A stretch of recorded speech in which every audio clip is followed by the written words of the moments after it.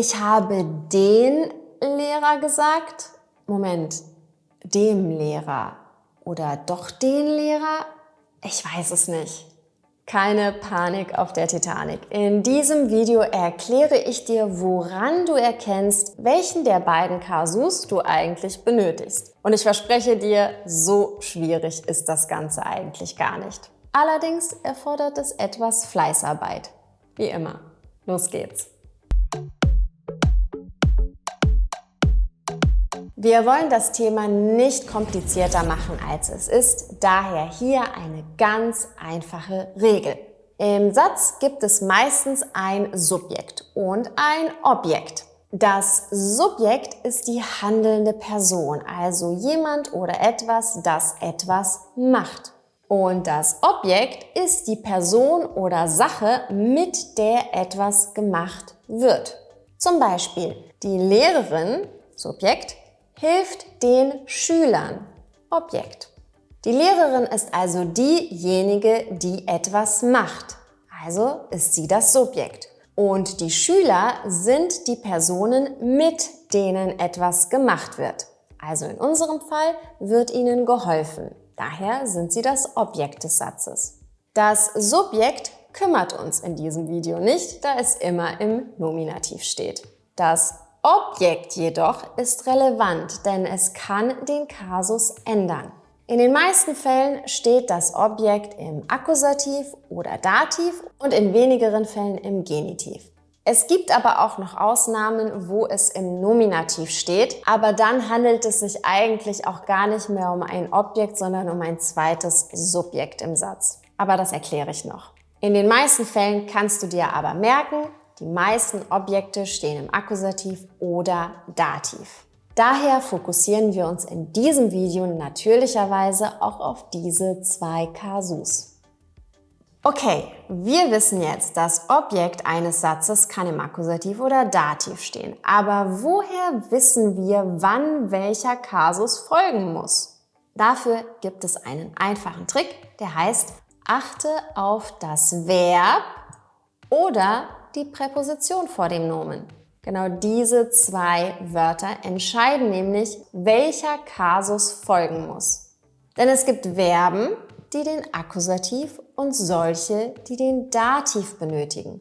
Und es gibt Präpositionen, die den Akkusativ oder den Dativ benötigen. Bei den Präpositionen folgt noch eine Besonderheit dazu, aber dazu später mehr. Einigen wir uns also darauf, dass wir zwei Wortarten haben, die für uns in diesem Kontext wichtig sind. Verben und Präpositionen. Wie das Ganze praktisch aussieht, zeige ich dir anhand dieser Beispielsätze. Ich schneide den Apfel. Schneiden ist ein Verb, das den Akkusativ braucht. Oder ich wasche den Salat. Das Gleiche gilt auch für waschen. Oder ich kaufe einen Pullover. Auch kaufen braucht den Akkusativ. Aber das Essen schmeckt dem Gast. Schmecken ist ein Dativverb. Oder ich helfe dem Nachbarn. Auch helfen braucht den Dativ. Oder die Blumen gefallen der Frau. Auch gefallen ist ein Dativverb. Hier siehst du eine Liste aller Verben mit Akkusativ und gleich folgt eine Liste mit den Verben, die den Dativ brauchen. Klicke gerne auf Pause, um sie abzufotografieren oder sie dir genauer anzuschauen.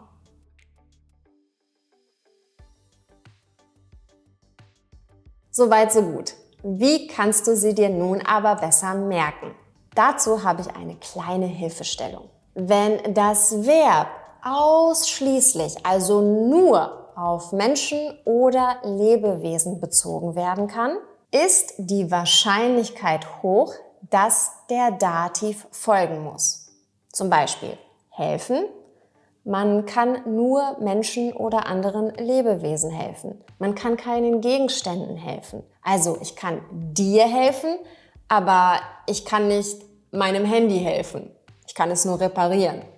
Sobald das Verb aber nicht nur auf Personen, sondern auch noch auf Sachen bezogen werden kann, folgt in der Regel der Akkusativ. Aber das ist leider keine hundertprozentig feststehende Regel. Es gibt natürlich immer Ausnahmen, aber sie ist eine gute Merkstütze. So, nun wissen wir, bestimmte Verben brauchen den Akkusativ und wiederum andere Verben den Dativ. Wie erklärst du dann diesen Satz hier? Ich kaufe dem Kind den Ball. Dem Kind ist Dativ und den Ball ist Akkusativ. Nun, es gibt Verben, die zwei Objekte haben können. Die Person steht dabei immer im Dativ, während die Sache immer im Akkusativ steht. Das heißt, es gibt Verben, die zwei Kasus haben können. Zu diesen Verben gehören zum Beispiel geben, kaufen, abnehmen, anbieten, verbieten, bringen, schenken und so weiter. Zum Beispiel, er gibt der Frau einen Blumenstrauß oder er schenkt mir einen Ring oder sie bietet den Gästen einen Kaffee an. Eine Liste dieser Verben siehst du hier. Klicke auch hier wieder gerne auf Pause, um die Liste zu kopieren.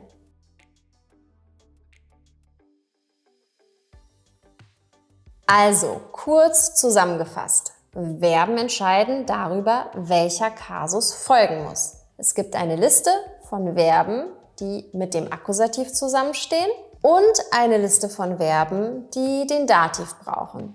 Und es gibt auch eine Liste von Verben, die mit zwei Kasus, also dem Dativ und dem Akkusativ stehen können. Oft ist dabei ein Dativobjekt eine optionale Ergänzung. Wichtig ist jedoch, dass die Person immer die Dativform und die Sache die Akkusativform hat. Noch eine kleine Ergänzung. Ich hatte am Anfang des Videos erwähnt, dass es auch Sätze gibt mit zwei Subjekten. Auch dafür gibt es eine Handvoll Verben, die entscheiden, dass danach der Nominativ folgt. Also sowas wie heißen oder sein oder werden. Zum Beispiel, der Mann ist der Chef. Der Mann Nominativ, der Chef Nominativ. Das erklärt sich ganz einfach, dass der Mann und der Chef die exakt gleiche Person sind. Und das Verb sein braucht den Nominativ. Das heißt also, wir haben zwei Subjekte im Satz. Eine Liste der Verben, die den Nominativ brauchen, findest du hier und du siehst, es ist eine sehr, sehr kurze Liste. Kommen wir nun zu den Präpositionen. Genauso wie es Verben gibt, die einen bestimmten Kasus verlangen, gibt es auch Präpositionen, die entweder den Akkusativ oder Dativ benötigen. Präpositionen sind kurze Wörter, die ein oder mehrere Sachen oder Personen in ein bestimmtes Verhältnis oder eine bestimmte Beziehung zueinander setzen. Zum Beispiel die Tasse steht auf dem Tisch. Die Präposition auf beschreibt, wie Tisch und Tasse zueinander stehen. Hier ist eine Liste der Präpositionen, die den Akkusativ brauchen. Bis, durch, entlang, für, gegen, ohne, um.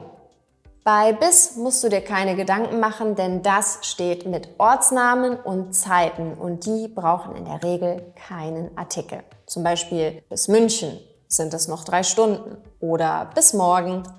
Bei den nächsten Präpositionen folgt jedoch ein Artikel. Hier die Beispiele. Durch. Ich gehe durch den Park. Entlang. Ich gehe den Fluss entlang. Für. Danke für den Einsatz. Gegen. Ich schwimme gegen den Strom. Ohne. Ohne den Schlüssel kommt man nicht rein. Um. Sie geht um den Tisch herum. Für kann auch noch mit einem Dativobjekt ergänzt werden. Zum Beispiel Danke für deine Unterstützung oder ich danke dir für deine Unterstützung. Danke für deine Hilfe oder ich danke dir für deine Hilfe oder danke dir für deine Hilfe. Kommen wir nun zu den Präpositionen mit Dativ. Das sind von, mit, bei, zu, seit, ab, aus, außer, nach, gegenüber und entgegen. Von. Ich habe nichts mehr von dem man gehört. Mit. Ich spreche mit dem Chef. Bei. Ich warte bei dem oder beim Arzt. Zu. Ich gehe zu dem oder zum Arzt. Ab. Ab dem Schild geht es nicht mehr weiter. Seit. Seit dem letzten Telefonat sind Monate vergangen. Aus. Aus dem Gespräch werde ich nicht schlau. Außer. Außer seinem Bruder ist niemand gekommen. Nach. Nach seinem Abschluss bewirbt er sich bei einem Unternehmen. Gegenüber. Gegenüber dem Kiosk ist ein Park. Entgegen. Entgegen seinem Vorhaben wurde das Projekt fallen gelassen. Soweit, so gut. Aber es gibt noch ein klitzekleines Problem. Es gibt Präpositionen, die manchmal den Akkusativ und manchmal den Dativ brauchen. Hier ein Beispiel. Wir nehmen mal die Präposition in. Ich lege den Stift in den Becher. Der Stift liegt in dem Becher. Warum einmal in den und einmal in dem Becher? Nun, hierbei handelt es sich um eine sogenannte Wechselpräposition. Das heißt, sie wechselt zwischen den Kasus. Wenn wir mit der Präposition eine Bewegung oder eine Bewegungsrichtung beschreiben und damit die Frage wohin beantworten, also wohin lege ich den Stift, dann folgt der Akkusativ. Wenn ich damit keine Bewegung oder Bewegungsrichtung beschreibe und die Frage wo beantwortet, also wo liegt der Stift, dann folgt der Dativ. Wohin legst du den Stift? Ich lege den Stift in den Becher. Wo liegt jetzt der Stift? Der Stift liegt im Becher. In dem Becher. Von diesen sogenannten Wechselpräpositionen haben wir genau 9 Stück. Und du kannst sie dir gut merken, denn es sind alles lokale Präpositionen, das heißt, sie beschreiben einen Ort. Für mich ist es am einfachsten, wenn ich mir vorstelle, wo dieser Stift im Vergleich zum Becher überall liegen oder hingelegt werden kann. Also über, unter, vor, hinter, neben, an, auf, in und zwischen meiner Hand und dem Becher. So, und damit sind wir auch schon am Ende des Videos. Ich hoffe sehr, dass du jetzt einen besseren Überblick darüber hast, wann wir den Akkusativ und wann wir den Dativ benötigen. Und wie immer bedeutet es natürlich für dich, dass du einige Sachen auswendig lernen musst. Aber das muss alles nicht so trocken sein. Alles funktioniert besser, wenn du es in Beispielsätzen lernst. Und du kannst es dir auch viel besser merken. Also, ich freue mich, dass du bis zum Schluss dabei warst und fleißig mitgelernt hast. Und wenn du einen Videowunsch hast, lass doch gerne einen Kommentar da, damit ich dir diesen erfüllen kann. Bis zum nächsten Mal.